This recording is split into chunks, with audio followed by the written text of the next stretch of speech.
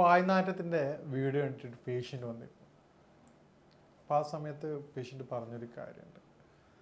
ഡോക്ടറെ, ഞാൻ ഏകദേശം ഒരു 45 വർഷമായി, 45 ഏജ് ഉണ്ട് പുള്ളിക്ക്, ഒരാളോട് തുറന്ന് ചിരിച്ചിട്ട് അല്ല സംസാരിച്ചിട്ട് ഞാൻ അത്രയും ഭയത്തോട് കൂടിയിട്ടാണ് സംസാരിച്ചിരുന്നത്. കാരണം എന്താണെന്ന് പറഞ്ഞാൽ ഈ ഒരു പ്രശ്നം ഈവൺ എൻ്റെ പാർട്ട്ണറുടെ അടുത്ത് പോകുമ്പോൾ പോലും, സ്വന്തം ഭാര്യ അടുത്ത് പോകുമ്പോൾ പോലും ഒരു മൗത്ത് ഫ്രഷ്നറും അല്ലെങ്കിൽ അതുപോലെ തന്നെ 3-4 പ്രാവശ്യം ബ്രഷ് ചെയ്തിട്ട് മാത്രമാണ് ബാത്റൂമിൽ നിന്ന് പോകാറുള്ളത്. കാരണം എന്നാലും മൂപ്പരിക്ക് സങ്കടം ഉണ്ടാവും, കാരണം ഇത് വരുമോ എന്നുള്ളൊരു കോംപ്ലക്സ്.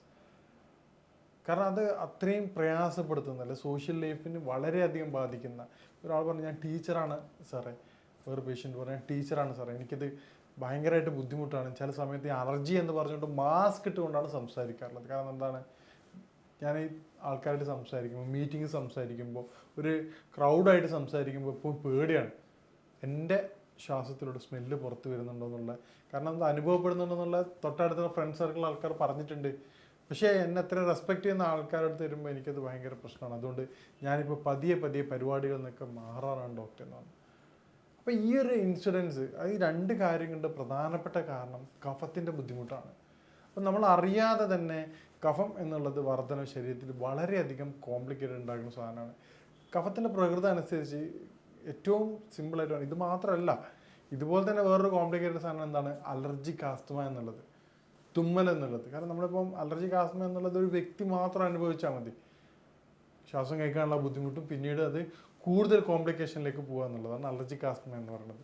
തുമ്മലോ, ഒരാൾക്കൊരു മാനേജർ പോസ്റ്റിൽ നിൽക്കുന്ന അല്ലെങ്കിൽ ഒരു ഫ്രണ്ട് ഓഫീസിൽ നിൽക്കുന്ന ഒരു വ്യക്തി, റിസപ്ഷനിൽ നിൽക്കുന്ന ഒരു വ്യക്തി, അത് ഈ ഡസ്റ്റ് അതിലേക്ക് പോകുമ്പോൾ തന്നെ തുടർച്ചയായിട്ട് തുമ്മുകയാണെങ്കിൽ എന്തായിരിക്കും അവരുടെ അവസ്ഥ?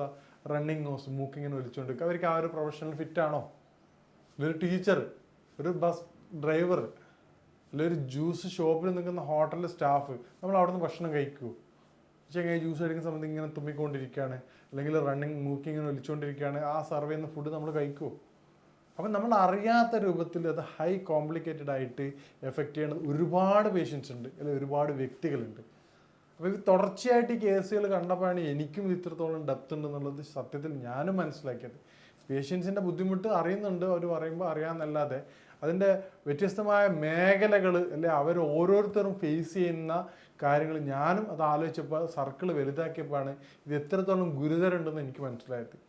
ഈ ശരീരത്തിൽ കഫം കൂടുമ്പോൾ അത് വളരെയധികം കോംപ്ലിക്കേറ്റഡ് ആണ്, ഏത് പ്രൊഫഷനാണെങ്കിലും. അപ്പോൾ അത് എങ്ങനെയാണ് നമ്മുടെ ശരീരത്തിൽ കഫത്തിൻ്റെ വർധനം ഉണ്ടാവുന്നതും നമുക്ക് ഏതൊക്കെ തരത്തിൽ അത് നിയന്ത്രിക്കാം എന്നുള്ളതാണ് ഇന്നത്തെ വീഡിയോയിൽ വിശദമായിട്ട് പറയുന്നത്. ഞാൻ ഡോക്ടർ സയ്യിദ് മോഹ്സിൻ. ഇനി നമുക്ക് എന്താണ് എന്ന് വിശദമായിട്ട് നോക്കാം.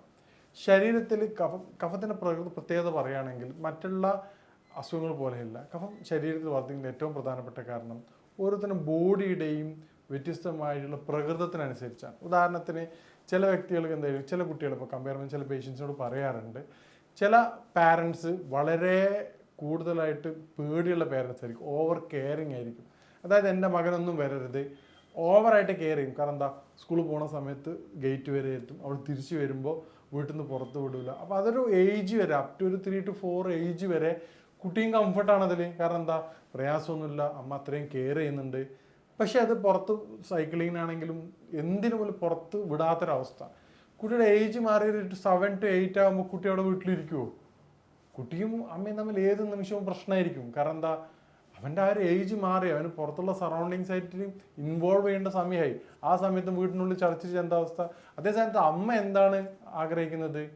പുറത്ത് പോയിട്ട് കുട്ടിക്കൊന്നും പറ്റാതെ സേഫായിട്ട് നിൽക്കണം എന്നുള്ളതാണ്. അതാണ് യഥാർത്ഥത്തിൽ കഫത്തിൻ്റെ അവസ്ഥ. കഫം ഓവറായിട്ട് ചില ബോഡിയിൽ ഉണ്ടാകുമ്പോൾ റിയാക്ഷൻ എന്താണെന്ന് പറഞ്ഞാൽ, ചെറുതായിട്ടുള്ള പൊടി അതിലെ കൂടെ പോകുമ്പോൾ പൊടികളിൽ നിന്ന് എന്താവും, സ്നീസ് ചെയ്തിട്ട് ഉള്ളിലേക്ക് കയറുന്നുള്ള കാര്യത്തിൽ 3-4 പ്രാവശ്യം തുമ്മും. ഇത് ബോഡിയുടെ ഇമ്മ്യൂണിറ്റിയെ ഇല്ലാതാക്കും. ചെറിയ ചെറിയ പ്രശ്നങ്ങൾക്ക് പോലും സിവിയർ ആയിട്ടുള്ള കഫിൻ്റെ അലർജിയും കാര്യങ്ങളും. തുമ്മൽ എന്നുള്ളത്, നമ്മുടെ ഒരു വണ്ടി നല്ല സ്പീഡ് പോണ സമയത്ത് ഒരു ഗട്ടറിൽ വീണാൽ എന്തായിരിക്കും അവസ്ഥ? ബോഡിയുടെ ഓൾ ഓവർ ആക്ടിവിറ്റീസ്, അത്രയും പ്രഷറും പവറും കൊടുക്കേണ്ട ഒരു ആക്ടിവിറ്റിയാണ് തുമ്മൽ എന്നുള്ളത്. ഇത് തുടർച്ചയായി ചെയ്യുമ്പോൾ എന്താണ്, ആള് പതിയെ ടയർഡായിക്കൊണ്ടിരിക്കും. വേറൊരു കാര്യത്തിൽ ഇൻവോൾവ്മെൻ്റ് ആവാൻ പറ്റാത്തൊരവസ്ഥ വരും. ഇനി എന്തൊക്കെയാണ് ഇതിൻ്റെ കാരണങ്ങളെന്ന് നമുക്ക് പരിശോധിക്കാം. നേരത്തെ പറഞ്ഞതുപോലെ നമ്മൾ മനസ്സിലാക്കുമ്പോഴാണ് അതിൻ്റെ സിവിയാരിറ്റി മനസ്സിലാക്കുക. അത് ഓരോരുത്തരും പേഴ്സണലും എത്രത്തോളം എഫക്റ്റ് ആയിട്ട് നമുക്ക് മനസ്സിലാക്കാം. ഏറ്റവും പ്രധാനപ്പെട്ട കഫത്തിൻ്റെ കാരണം എന്ന് പറയുന്നത് പാരമ്പര്യ ഘടകമാണ്. പാരമ്പര്യമായിട്ടുള്ള ആൾക്കാരാണെങ്കിൽ നിങ്ങളിപ്പോൾ അച്ഛന് തുമ്മലോ അമ്മയ്ക്ക് തുമ്മലോ ഉണ്ടെങ്കിൽ, അല്ലെങ്കിൽ മദറിനും ഉമ്മാക്കും ഉപ്പാക്കും തുമ്മലിൽ ഹിസ്റ്ററി ഉള്ളവരാണെങ്കിൽ ചെറിയൊരു സിംറ്റം വരികയാണെങ്കിൽ തന്നെ പൂർണ്ണമായിട്ടും ട്രീറ്റ് ചെയ്യുകയാണെങ്കിൽ അത് കോംപ്ലിക്കേഷനിൽ എത്താതെ നമുക്ക് എന്ത് ചെയ്യാൻ പറ്റും, പൂർണ്ണമായിട്ടും മാറ്റിയെടുക്കാൻ പറ്റും. രണ്ടാമതൊരു കാര്യം തുടർച്ചയായി ഉണ്ടാവുന്ന പിന്നെ ഫുഡ് ഐറ്റംസാണ്. ചില വ്യക്തികൾ ഏറ്റവും കൂടുതലായിട്ടുണ്ടാവുന്ന സിട്രസ് ഫുഡുകളാണ്. പുളിപ്പുള്ള പഴങ്ങൾ കഫത്തിൻ്റെ ബുദ്ധിമുട്ടുള്ള പേഷ്യൻസ് നിർബന്ധമായിട്ടും ഒഴിവാക്കേണ്ടതാണ്. ഉദാഹരണത്തിന് നാരങ്ങ, മുസമ്പി, ഓറഞ്ച്, ചെറുനാരങ്ങ, ഈ കാര്യങ്ങൾ നിർബന്ധമായിട്ടും ഒഴിവാക്കേണ്ടതാണ്. ചില പേഷ്യൻസ് വരുമ്പോൾ തന്നെ പറയും ഡോക്ടർ ചുമ കൂടിയിട്ടുണ്ട്. അപ്പോൾ ചോദിക്കുമ്പോൾ പറയുക ഇന്നലെ കുറച്ചധികം നാരങ്ങ കഴിച്ചിരുന്നു. നേരത്തെ സിട്രസ് ഫ്രൂട്ടുകൾ കഫത്തിൻ്റെ വർദ്ധന വളരെയധികം സഹായിക്കുന്നതാണ്. രണ്ടാമത്തെ ഒരു കാര്യം ഡയറ്ററി പ്രോഡക്റ്റ്, അതായത് പാലുൽപ്പന്നങ്ങളും കഫത്തിൻ്റെ ബുദ്ധിമുട്ടുള്ള ആൾക്കാർ പൂർണ്ണമായിട്ട് ഒഴിവാക്കേണ്ടതാണ്. ഇപ്പം നിർബന്ധമുള്ള ആൾക്കാരാണ് എന്ത് ചെയ്യണം, ഒരു നുള്ള് മഞ്ഞൾപ്പൊടി ചേർത്ത് കഴിക്കാവുന്നതാണ്. കാരണം എന്താ, അതിൻ്റെ ആ ഒരു ആക്ഷൻ അത് മാറ്റും. അതുപോലെ തന്നെ പാലിന് പകരമായിക്കൊണ്ട് നിങ്ങൾക്ക് എന്ത് ചെയ്യാം, ശുദ്ധമായ പശുവിൻ നെയ്യ് ഉപയോഗിക്കുന്നതാണ്.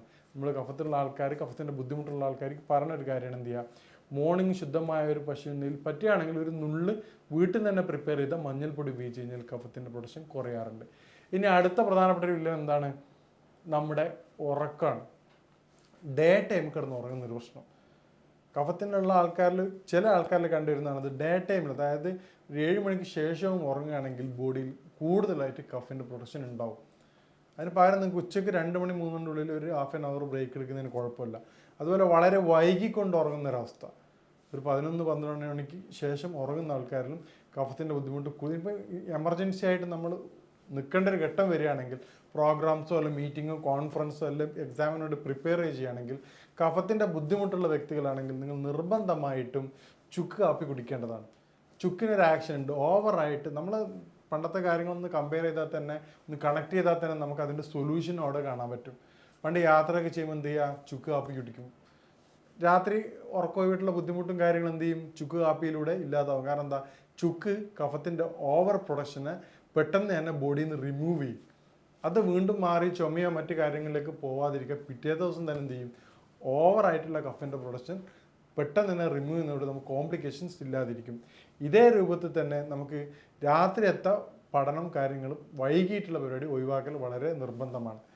പിന്നീടുണ്ടായ കഫിൻ്റെ വേറെ കോംപ്ലിക്കേഷൻസ് എന്താണ്, ഡൈജഷനെ ബാധിക്കും. ഇൻഡൈജഷനെ വളരെയധികം സഹായിക്കും. കാരണം കുട്ടികളിലൊക്കെ ആണെങ്കിൽ കൃത്യമായിട്ട് ഭക്ഷണം കഴിക്കാൻ പറ്റാത്ത അവസ്ഥ വരികയും പിന്നീട് ബോഡി വെയിറ്റ് കുറയും, പിന്നീട് ഇമ്മ്യൂണിറ്റി കുറയും. മുതിർന്നവരെ നോക്കുകയാണെങ്കിലോ നേരത്തെ പറഞ്ഞ ബാഡ് ബ്രീത്താണ് ഏറ്റവും കോംപ്ലിക്കേറ്റഡ് സ്റ്റേജ് വരുന്നത്. അതുപോലെ തന്നെയാണ് നേരത്തെ പറഞ്ഞത് ബ്രോങ്കിയൽ അലർജിക് ആസ്തമ വരിക.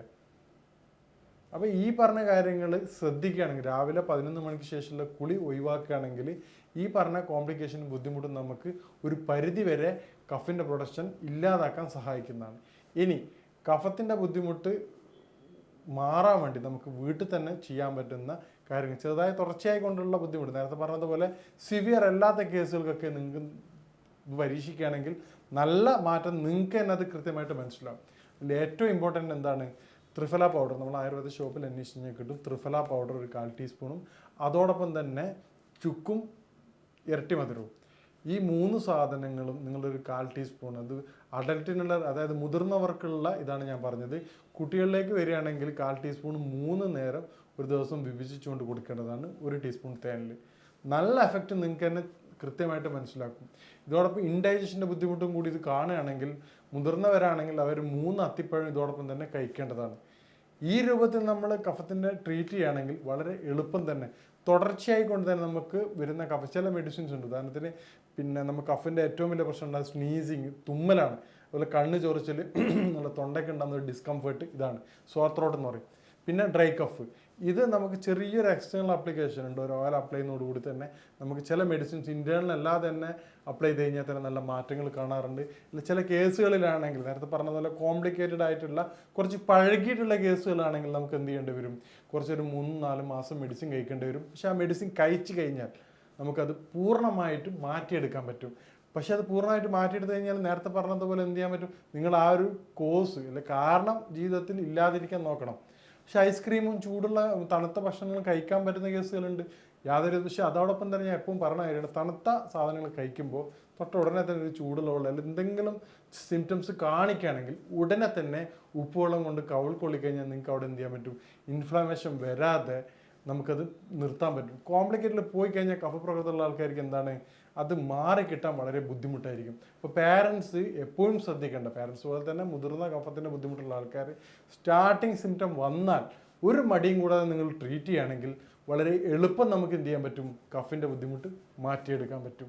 ഈ പറഞ്ഞ കാര്യങ്ങൾ ചെയ്തിട്ടും മാറ്റങ്ങൾ വരുന്നില്ല എങ്കിൽ, അല്ലെങ്കിൽ സ്റ്റാർട്ടിംഗ് ഒക്കെ ആണെങ്കിൽ നിങ്ങൾക്ക് പെട്ടെന്ന് തന്നെ ട്രീറ്റ്മെൻറ്റ് ആവശ്യമാണെന്നുണ്ടെങ്കിൽ ഈ നമ്പറിൽ ബന്ധപ്പെടാവുന്നതാണ്. പക്ഷെ അതുകൂടെ നമുക്ക് പെട്ടെന്ന് തന്നെ മാറ്റിയെടുക്കാൻ പറ്റും. അപ്പോൾ ഈ പറഞ്ഞ രൂപത്തിൽ നമ്മുടെ ഈ പറഞ്ഞ ജീവിത ക്രമീകരണങ്ങൾ വരുത്തുകയാണെങ്കിൽ നമുക്ക് കുറച്ച് കാലമായിട്ടുള്ള അധികം പഴക്കമല്ലാത്ത ഈ കഫത്തിൻ്റെ തുടർച്ചയായിട്ടുള്ള ബുദ്ധിമുട്ട് നമുക്ക് പൂർണ്ണമായിട്ടും മാറ്റിയെടുക്കാവുന്നതാണ്. ഇനി കുറച്ച് പഴകിയിട്ടുള്ള കേസാണെങ്കിൽ, അല്ലെങ്കിൽ പെട്ടെന്ന് കുട്ടികളിലേക്കുള്ള കേസാണെങ്കിൽ നിങ്ങൾ ഒരു ഡോക്ടറുടെ നിർദ്ദേശപ്രകാരം മാത്രമേ ചികിത്സ തേടാൻ പാടുള്ളൂ. കാരണം അത് കോംപ്ലിക്കേഷനിലേക്ക് പോകും. ഇനിയിപ്പം ഇതുമായിട്ട് ബന്ധപ്പെട്ട സംശയങ്ങളും കാര്യങ്ങൾക്കും നിങ്ങൾക്ക് ബന്ധപ്പെടാവുന്നതാണ്. ഇനി മറ്റൊരു വിഷയവുമായിട്ട് കാണാം. നന്ദി.